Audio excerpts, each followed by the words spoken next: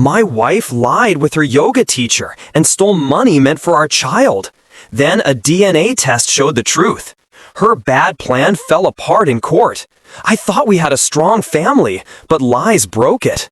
I had to fight hard for my girl. I promised to keep her safe. I am 38. I was in the army. Now I do security work. I was a soldier for 10 years. I went overseas 4 times. I left the army for more money. I wanted a good life for my family. I work out 6 days a week. I started when I was 19. I live simple. I save money for Emma's future. I don't buy fancy things. I met Megan when I was 28. I was leaving the army then. She worked at a dentist office in Seattle. She seemed nice. She seemed real. I thought so anyway. Her family was not rich. She owed money for school. I paid it for her. Her plans for life seemed okay. I was very wrong. I did not see the bad signs. She got texts late at night. She hid her phone. Love made me blind. It was a Tuesday. I worked 16 hours. I watched a scared boss in Portland. I was very tired. Megan was mean to me more, but I thought we could fix it. I bought sushi. It cost $95. It had extra avocado. It was from Megan's best place. She loved that place too much. I should have known. I came home at 9:15 p.m. Megan was on our couch. It cost $4,500. She looked at her phone. She looked up. Her eyes were cold. She looked ready to fight. I want a divorce, she said. She did not look at me. We were together 8 years, married 6 years. We had a girl. I thought we both loved her. She did not look at me. 4 words broke our family. You throw away all we built? I said. You never were good for us, she said. Her words were mean. I stood there. I felt dumb. I still wore my work clothes. The sushi got warm. What? I asked. You heard me, she said. She still looked at her phone. I have a lawyer. Here is what I want, she said. She looked up. She smiled mean. She said what she wanted, like taking a food order. My Tacoma house. I bought it with my army money. Her Audi car. She gets Emma most of the time. I give her $4,000 each month. I already paid a lot. The house costs $3,200 each month. Her Audi costs $650. My car costs $380. Emma's dance costs $1,600. I paid for lights, food, her gym. Her gym cost $180. I paid for her nails, hair, massages. You take everything, I said. My voice was calm. Inside, I felt bad. She just moved her shoulders. My lawyer says I get it all. You get Emma every 2 weekends, she said. I got very mad, but I did not hit her. You can't be serious, I said. I take Emma to school. I stay up when she is sick. I teach her to swim. I read her stories. I take her to the park. You are at yoga, I said.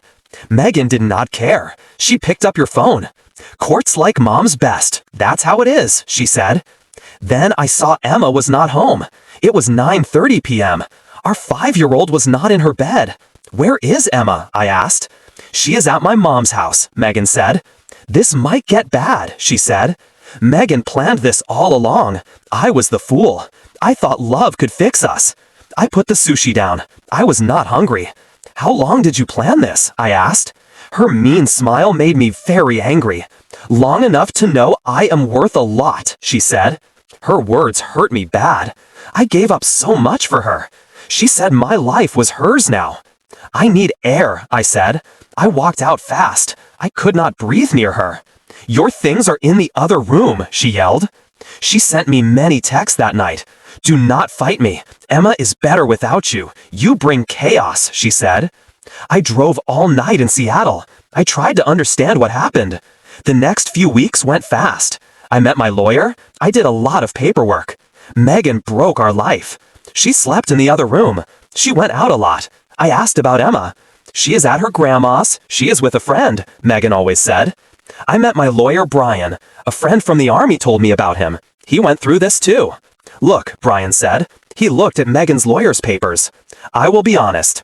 What she wants is too much. But it happens, he said. Courts in our state like moms.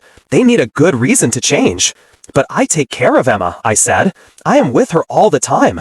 Megan is home only 3 nights. She has classes. She goes out with friends, I said. Brian sighed. He took off his glasses. "Do you have proof?" he asked. "Calendars? Texts? People who saw?" he asked. I did not. I trusted Megan. I never thought I needed proof. "Write down everything now," Brian said. "When she leaves Emma with someone, when she breaks a promise, every cent you spend, we need it all," he said. Megan told people a different story. She said I was mean. She said I was like a strict soldier. She said I never let her be free. She said I used money to control her. She acted like she was hurt so well, I almost thought she was right.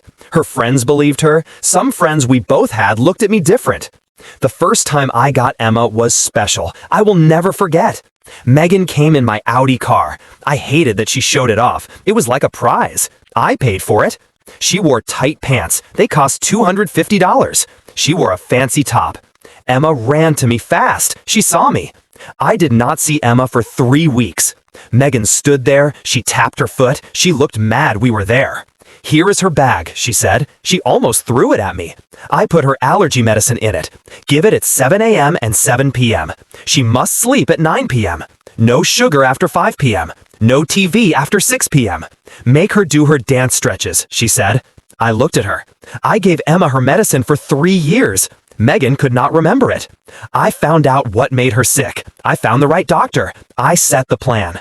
"What else do I need to know about my daughter?" I asked. She looked at me like I was a worker. She had to tell me things. "Just have her ready Sunday at 5 p.m. I have yoga at 6 p.m., she said. "You will be sorry for this," I said low. "Try me," she said back. That yoga class she went to, we will talk about that later. Weekends with Emma were good and bad. Good because I was with my girl. Bad because I knew it would end. Every minute felt special and scary. We built pillow forts. I lived in a small apartment. It was in Everett. It cost too much. But Emma's school was there. We made cookies. We watched Disney movies. We went to the park. I tried to give her a week of love in 2 days. Emma asked about my day. She told me about her friends. She showed me new dance moves. She looked okay, but I knew something was wrong. She was quiet. She was very clean. She woke up at night. She asked if I was there.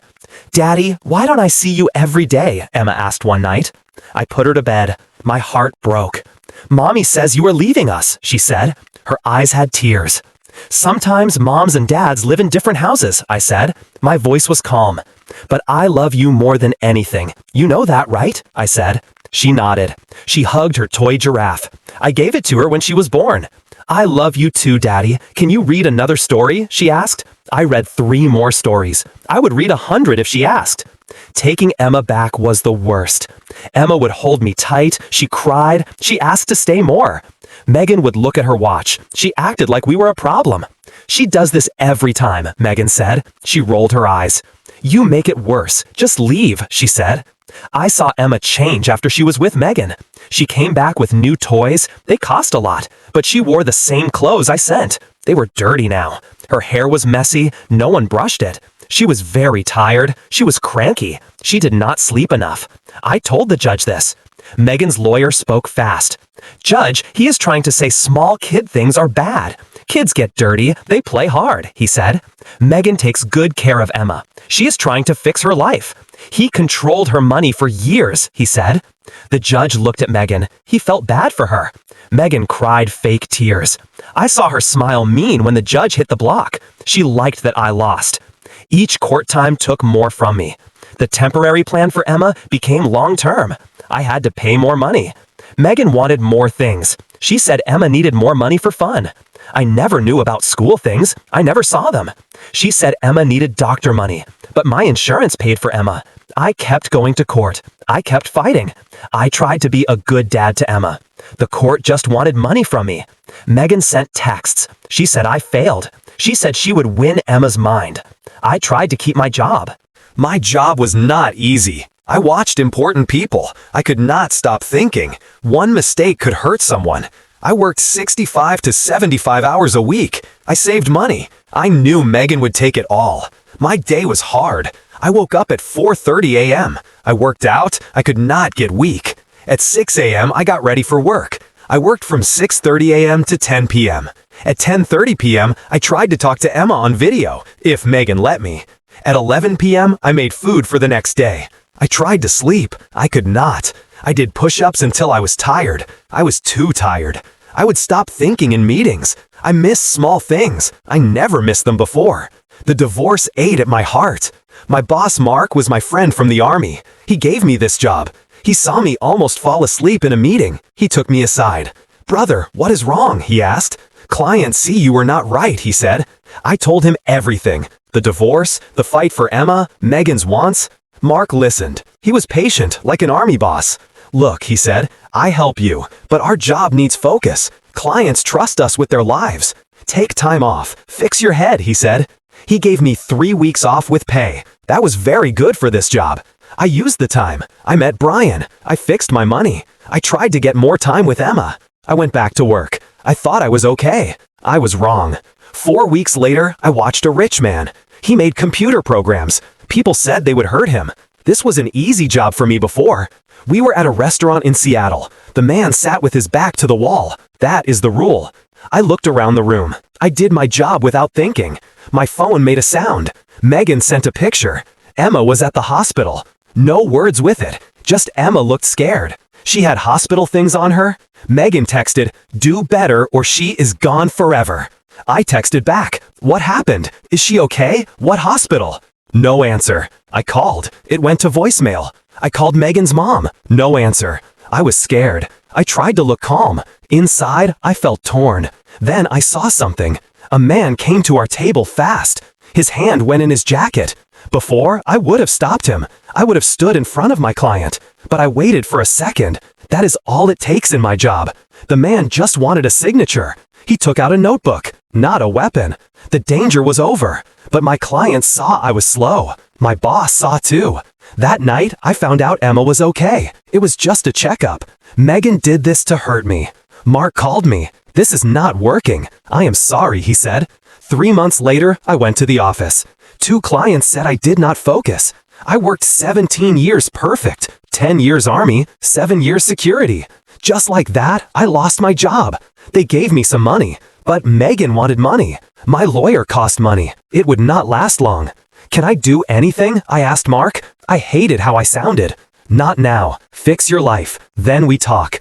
People in this job remember things, good and bad, he said. I took my things from my desk. My old coworkers would not look at me. 17 years of good work. Many good words said about me. No bad marks. All gone. Because Megan would not text me back about Emma. I asked Megan about it later. She just moved her shoulders. "I thought you should know she was at the doctor. Not my fault you acted crazy," she said. "I lost my job because of what you did," I said. I talked quiet. Emma was in the next room. Megan smiled. "That will be good in court. You can say why you have no money," she said. Megan said loud, "No job, no Emma. I win." Then I knew. She did it on purpose. She wanted me to lose my job. She wanted me to fail. Then she could say I was a bad dad. She could say I could not take care of Emma. It was all her plan. Finding security work is hard. You have a job or you don't. People talk fast. Some old friends tried to help. No one wanted to hire me. I was in a bad divorce. I asked for every job. Mall guard, night guard, bar guard, any job for money. Most places said no.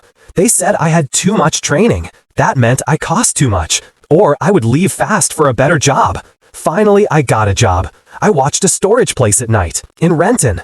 The pay was low. No health care. I worked at night. It felt bad. But I would do anything for Emma. This schedule was hard in a new way. I worked nights. I never saw the sun. I never slept well. On weekends with Emma, I was very tired. I made myself stay awake for her. For 5 months, no one hired me. My money went away. Brian said he needed money. My apartment said I paid late. I had to pay Megan for Emma, even if I had no money. The first time I did not pay, Megan sent many texts. "Where is my money? I knew you would be a bad dad. I hope you like jail. Emma needs someone better than you," she said. Each text hurt me. I never missed a payment before. My credit was perfect. I always paid early. Now I was the dad who could not pay for his kid. I went to court. I told them my problem. I asked to pay less for a while. I showed them my job papers. I showed them letters saying no. I showed them my bank. I had almost no money. Megan wore fancy clothes. Her lawyer looked happy. "Judge," her lawyer said, "he does not want to work. He took a bad job on purpose, so he does not have to pay for his kid. He chose to work below his level," he said. The judge looked at me. "Is that true?" he asked. I tried to explain. I lost my job. No one in security would hire me. I asked for every job I could, but it sounded like excuses. The judge said I must pay. "If you do not pay, bad things will happen," he said. Bad things, yes.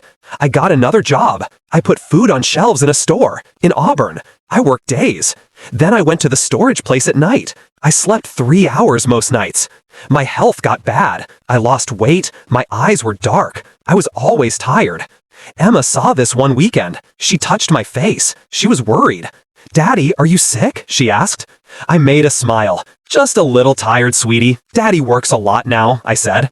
"Is it because of the money? Mommy says you owe her. She told Grandma you don't pay for my dance class anymore," she said.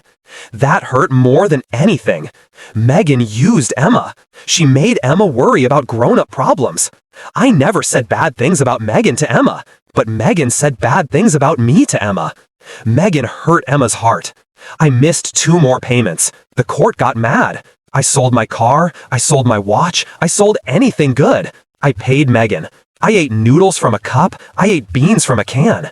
I worked small jobs on my days off. I cut grass. I painted houses. Any job for cash. Then one morning at 7 a.m., loud bang on my door. I was awake. Old army habits. But I was not ready for this shame. 2 police were there. They looked uncomfortable. "Sir, we have a paper. You must go to jail. You did not pay child support," the young cop said. The young cop stopped. Maybe he knew I was a soldier. The old cop did not care. He looked tired. He did this many times. They were nice at least. They let me put on good clothes. I did not cause trouble. But walking out in handcuffs felt very bad. The jail cell was bad, cold, smelled bad, sad. But the worst part was thinking about Emma. What would Megan tell her? That Daddy is a bad guy? That he did not love her enough to pay? I called Brian from the jail phone. His helper said he could not help me anymore. I owed him money. Perfect. The court lawyer looked very young. He had too many cases. He barely looked at my papers.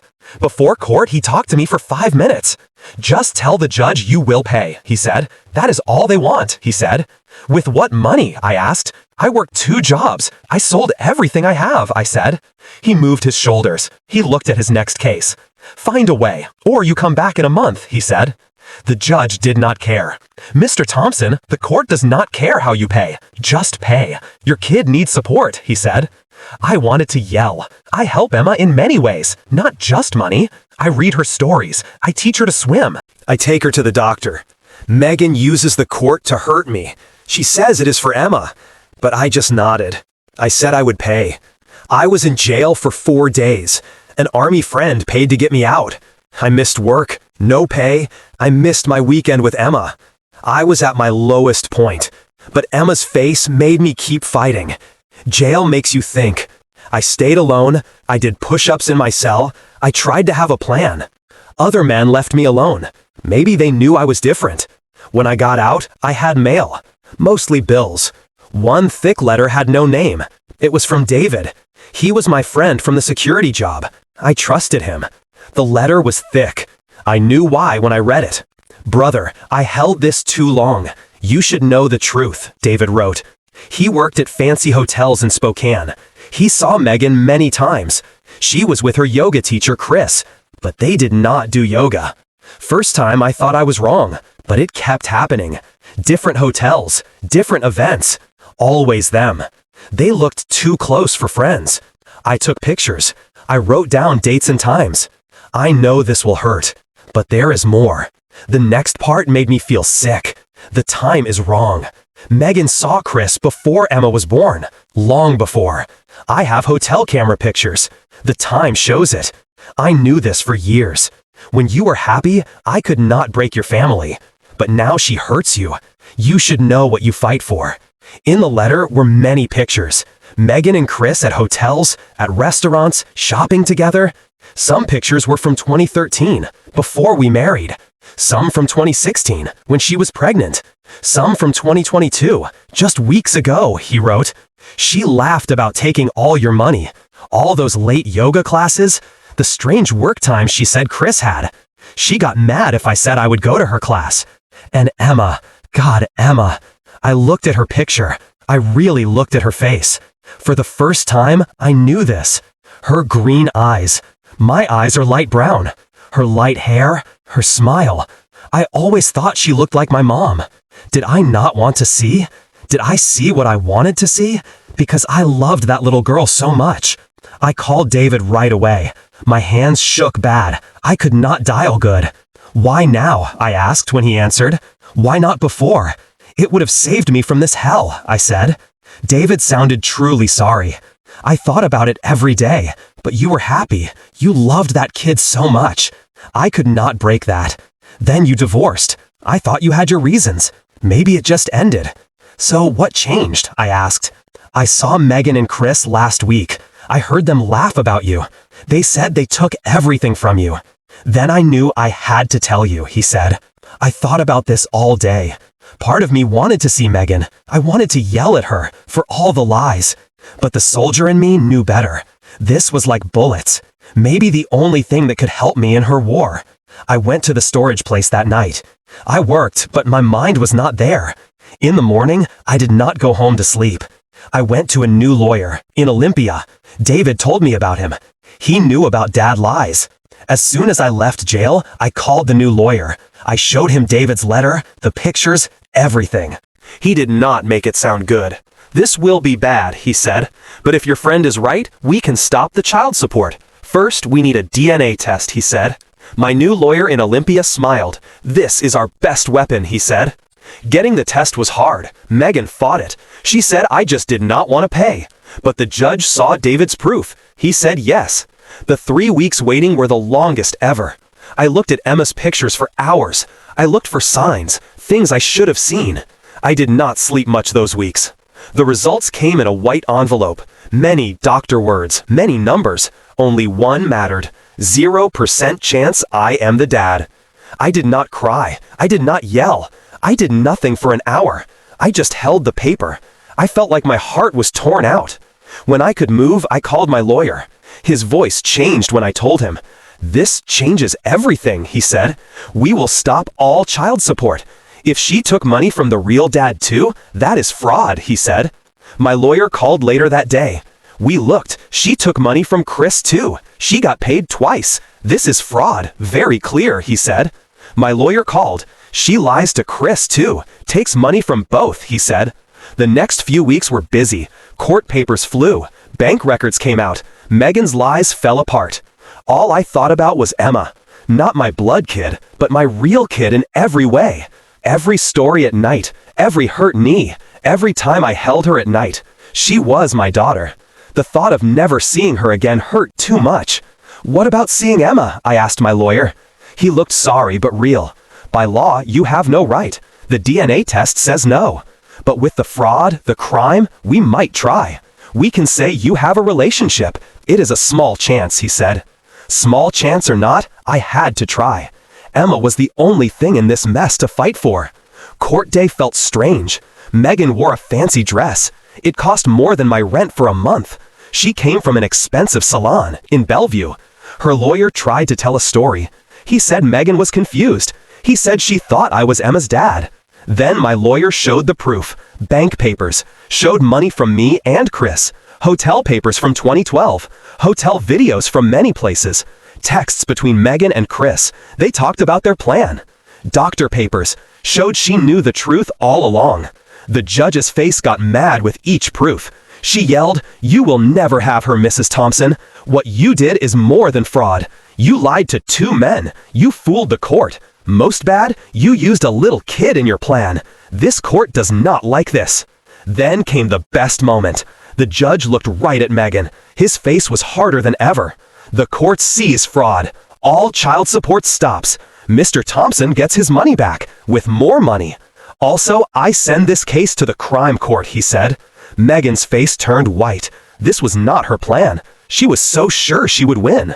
She was so sure she could fool the court. She did not plan for this.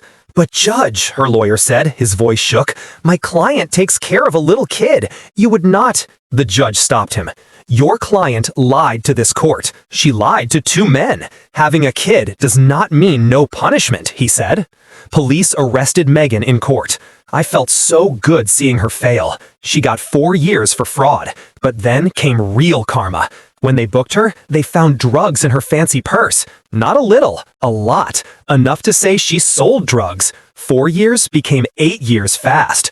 Best part? Chris ran to Canada. When he had to pay, Megan's sister called me. She has changed, she said. I laughed. Let her ask for mercy, I said. 3 weeks ago, Megan's sister called. Megan found God in jail. She is sorry. She wants help. Less time in jail. She says she is new now, she said. You know what I told her? New phone. Who this?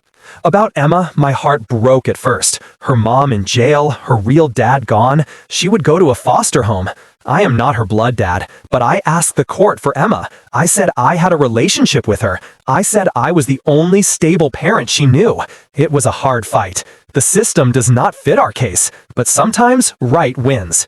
Emma lives with me now. I have her all the time. Her blood parents are gone. It is hard to tell a 5-year-old why mommy is gone, but we do it. Talking about Megan being gone hurts every day. Emma asks, did I make mommy go away? I have a new job. I run security for a big hotel in Seattle. Better hours, better pay. I come home every night. That is the best payback. Emma does great. Her teachers say she is very happy. She has friends, she does well in fun classes, she sleeps all night now. But she still has quiet times when she doubts. It reminds me of our pain. Megan, last I heard, jail food is not good enough for her. We are healing, but the hurt is deep. Trust may never come back. Did this happen to you? Tell me. Like this. Share this. Let's talk about fighting for what is right.